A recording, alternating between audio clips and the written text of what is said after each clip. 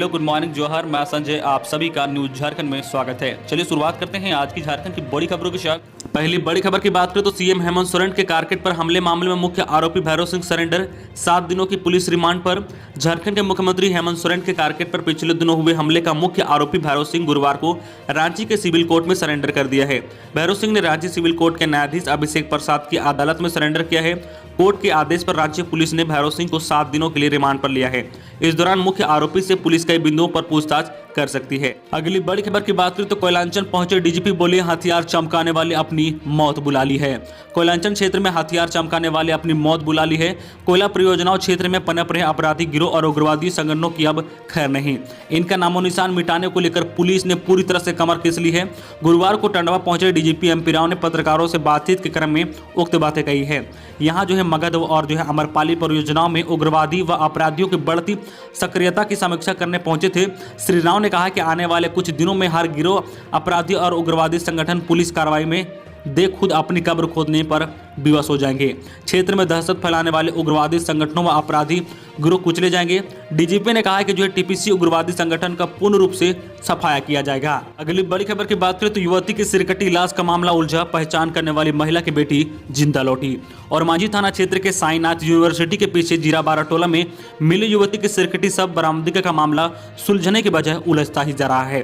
बीते मंगलवार को सदर थाना क्षेत्र की चेसराय होम रोड की रहने वाली महिला ने और मांझी में मिले सिरकटी सब को अपनी बेटी का बताया था। अब महिला की बेटी जीवित मिल गई है। वह रांची में ही किराए के घर पर छुप कर रह रही थी। हिरासत में लिए गए प्रेमी ने पूछताछ में मामले का खुलासा कर दिया है। इसके बाद पुलिस ने उसे बरामद कर लिया है। युवती को फिलहाल महिला थाने में रखा गया है। महिला ने सिरकटी शव की पहचान अपनी बेटी के रूप में की थी। फिर भी पुष्टि के लिए पुलिस महिला का डीएनए टेस्ट करने की तैयारी कर रही थी। इसके लिए कोर्ट से इजाजत लेने की प्रक्रिया पूरी की जा रही थी। इसी बीच पुलिस ने महिला की गायब बेटी के प्रेमी को खोज निकाला। पुलिस पूछताछ ने उसने बताया कि जिस लड़की की हत्या की बात की जा रही है वह जीवित है। रांची के एक इलाके में किराए के मकान में रहती थी। मामले की जानकारी मिलते ही अनन फनन में सदर थाना की महिला पुलिसकर्मी एक टीम ने पिस्का मोड़ से लड़की को बरामद कर लिया है। महिला ने साल 2020 के सितंबर महीने में ही अपनी बेटी के गायब होने का मामला सदर थाने में दर्ज कराया था। मामला दर्ज करने के बाद महिला के अज्ञात लड़के पर शक भी जताया था। महिला ने पुलिस को बताया था कि उसकी नाबालिग बेटी घंटों किसी लड़के से बात करती रहती है। अगली बड़ी खबर की बात करें तो जेटेट अभ्यर्थी फिर से आंदोलन की राह पर।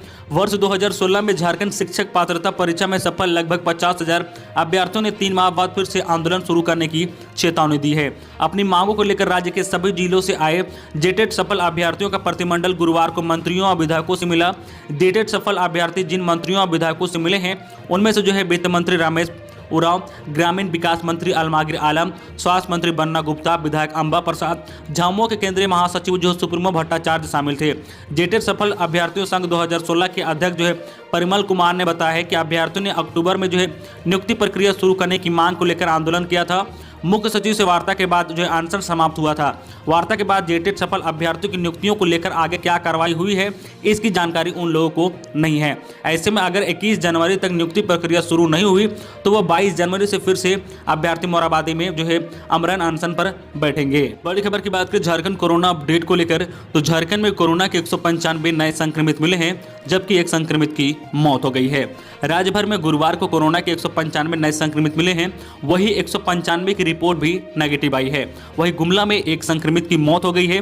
रांची से 102 संक्रमित मिले हैं और वही 88 संक्रमितों की रिपोर्ट नेगेटिव आई है। कोरोना से अब तक 1041 मरीजों की मौत हो चुकी है। राज्य में अब तक 1,16,229 संक्रमित मिल चुके हैं। वही 1,13,740 की रिपोर्ट नेगेटिव आई है। इस समय कुल एक्टिव केस 1448 है। झारखंड में रिकवरी रेट 97.85% है। वही मृत्यु दर 0.89% है। अगली बड़ी खबर की बात करें तो 12 से अगले 3 दिनों तक बढ़ सकती है ठंड। राजधानी व आसपास के जिलों में गुरुवार को मौसम साफ रहा। वहीं न्यूनतम तापमान में वृद्धि जारी रही। गुरुवार को रांची का अधिकतम तापमान 29.4 डिग्री सेल्सियस रिकॉर्ड किया गया। मौसम विभाग के अनुसार 11 जनवरी से मौसम में बदलाव संभव है। 12 जनवरी से अगले 3 दिनों तक फिर से ठंड लौट सकती है। 12 जनवरी को सुबह से लेकर दिन भर आकाश में बादल छाए रहेंगे। वहीं धुंध रहेगा, कहीं कहीं हल्की बारिश हो सकती है। अगली बड़ी खबर की बात करें तो राज्य में बर्ड फ्लू का खतरा। जमशेदपुर में मिले मरे कौवे, जांच के लिए आधा दर्जन सैंपल रांची भेजा गया। देश के अन्य राज्यों के साथ ही झारखंड में भी बर्ड फ्लू का खतरा मंडराने लगा है।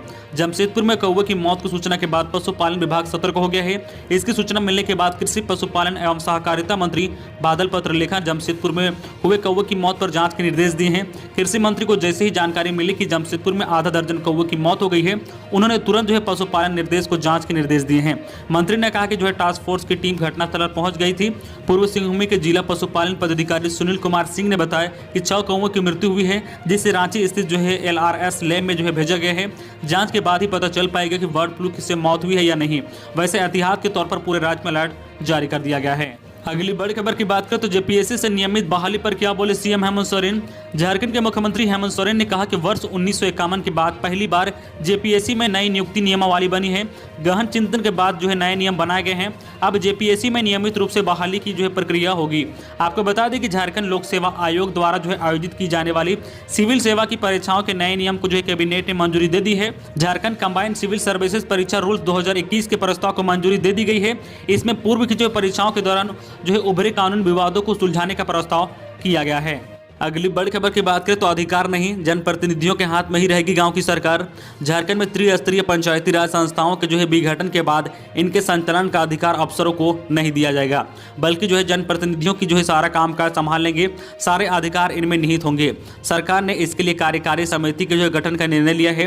पंचायती राज विभाग ने इस संबंध में गुरुवार को अधिसूचना जारी कर दी है। इसमें स्पष्ट कहा गया है कि यह व्यवस्था अगले 6 माह तक अथवा त्रिस्तरीय पंचायत चुनाव तक लागू रहेगी। पंचायती राज विभाग के निर्देश आदित्य रंजन की ओर से जारी की गई है। अधिसूचना में सभी उपायुक्तों को निर्देश दिया गया है कि वे अपने अपने जिले में कार्यकारी समिति का गठन करेंगे। अगली बड़ी खबर की बात करें तो सरकारी स्कूलों के लिए पहली बार एकेडमिक कैलेंडर। राज्य के सरकारी में पहली से लेकर 12वीं कक्षा तक के लिए पहली बार राज्य स्तर पर एकेडमिक कैलेंडर बनाया गया है। जेसीईआरटी सत्र 2021-22 के लिए तैयार कैलेंडर में पठन पाठन के साथ साथ वर्ष भर स्कूलों में आयोजित होने वाली प्रतियोगिताओं, खेलकूद व अन्य गतिविधियों की तिथि भी निर्धारित की गई है। स्कूलों में अतिरिक्त परीक्षा की तिथि भी एकेडमिक कैलेंडर में तय किया गया है। जानकारी के अनुसार यह एकेडमिक कैलेंडर फरवरी के अंत तक जारी कर दिया जाएगा। सत्र शुरू होने से पहले स्कूलों में भी उपलब्ध करा दिया जाएगा। अगली बड़ी खबर की बात करें तो बर्ड फ्लू के खौफ से रांची में आधी हुई चिकन की बिक्री, नुकसान की आशंका से सहमे व्यापारी।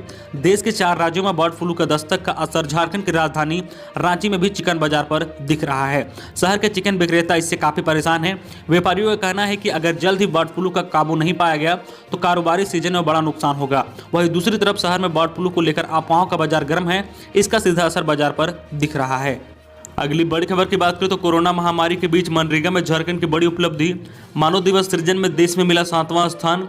ग्रामीण परिवारों को मनरेगा के तहत अस्थायी आजीविका प्रदान करने की दिशा में राज्य सरकार ने कोरोना महामारी के बावजूद अब तक सबसे बड़ी उपलब्धि हासिल की है। 8 लाख से अधिक मानव दिवस का सृजन कर झारखंड पूरे देश में 7वें स्थान पर पहुंच गया है। अब तक कुल 8,77,682 नए परिवारों को जॉब कार्ड दिया गया है, जिसमें से कुल 11,95,639 मजदूर शामिल हैं। अगली बड़ी खबर की बात करें तो शिक्षा मंत्री जेईई एडवांस की तारीखों का किया ऐलान। 3 जुलाई से होगा एग्जाम। कल शिक्षा मंत्री रमेश पोखरियाल निशंक ने संयुक्त प्रवेश परीक्षा की तारीखों का ऐलान किया है। परीक्षा का आयोजन 3 जुलाई को किया जाएगा। साथ ही उन्होंने ये भी कहा कि परीक्षा IIT खड़गपुर द्वारा आयोजित की जाएगी। उन्होंने सभी स्टूडेंट को शुभकामनाएं दी है। सभी कैंडिडेट के पास तैयारी के लिए काफी समय है। मंत्री ने यह भी घोषणा की है कि कक्षा 12वीं की परीक्षा में न्यूनतम 75% कुल अंक प्राप्त करने की पात्रता मानदंड को समाप्त कर दिया गया है। उन्होंने अपने ट्वीट और फेसबुक पेज में यह घोषणा की है। इस साल जेईई मेंस फरवरी से मई तक 4 सत्रों में आयोजित किया जाएगा। जेईई मेन परीक्षा की अंतिम सत्र की परिणाम घोषित होने के बाद ही जेईई एडवांस का आयोजन होगा। छात्र इस बार IIT में प्रवेश के लिए पात्रता मानदंड में कुछ छूट की उम्मीद कर सकते हैं। अगली बड़ी खबर की बात करें तो राज्यपाल, मुख्यमंत्री सहित झारखंड के 50 लाख परिवारों के दरवाजे पर पहुंचेगा कार्यकर्ता। श्री राम जन्मभूमि निधि संग्रह अभियान को लेकर झारखंड सहित पूरे देश में उत्साह है। इस अभियान के तहत लोगों के घरों तक पहुंचने के लिए झारखंड में 40,000 टोलियां बनाई गई हैं। 2 लाख कार्यकर्ताओं ने समय देने का निर्णय लिया है। विश्व हिंदू परिषद के 600 से अधिक कार्यकर्ताओं और 44 दिनों तक पूरा समय देने की सहमति दी है। इस अभियान में लगे टोली के सदस्य राज्यपाल, मुख्यमंत्री व मंत्री से लेकर राज्य के 50 लाख परिवारों के दरवाजे पर आर्थिक सहयोग लेने के लिए पहुंचेंगे। अगली बड़ी खबर की बात करें तो रांची में जंगली हाथियों को उत्पात, एक किसान को कुचलकर मार डाला, कई घरों को किया ध्वस्त। रांची के पिपरावार कोलांचल क्षेत्र में इन दिनों जंगली हाथियों का झुंड जमकर उत्पात मचा रहा है। बीती रात जंगली हाथियों का झुंड हजारीबाग जिला से चतरा जिले में प्रवेश किया है। इलाके के जो है पिपरावार में बने गांव निवासी किसान जो है चितलाल महातो को कुचलकर मार डाला है। इससे उसकी जो है मौके पर ही दर्दनाक मौत हो गई। वही जो है करीब 1 दर्जन से अधिक घरों को हाथियों ने ध्वस्त कर दिया है, जबकि 5 एकड़ से अधिक जमीन पर लगे फसलों को जो बर्बाद कर दिया है। घटना के काफी देर के बाद पहुंची वन विभाग की टीम के प्रति ग्रामीणों का गुस्सा भड़क उठा। ग्रामीणों ने जमकर हंगामा किया। सूचना पाकर जो है पिपरावार पुलिस मौके पर पहुंची और जो है मोर्चा संभाल लिया। पिपरावार में हाथियों के उत्पात की सूचना पाकर जो है बड़कागांव विधायक अंबा प्रसाद भी मौके पर पहुंची और मामले की जानकारी ली। उन्होंने किसान की मौत पर दुख प्रकट करते हुए सरकार की ओर से मिलने वाले सहयोग को जल्द दिलाने का भरोसा दिया है। साथ ही वन विभाग की जो है सुस्त कार्रवाई पर फटकार लगाई है। तो ये थी आज की झारखंड की टॉप बड़ी खबरें। इसी तरह जो झारखंड की हर छोटी बड़ी खबर देखने के लिए आप हमारे चैनल न्यूज झारखंड चैनल को सब्सक्राइब करके बेल आइकन प्रेस कर दीजिए, जिससे आपको जो है झारखंड की हर छोटी बड़ी खबर का अपडेट अब तक पहुंचता रहे।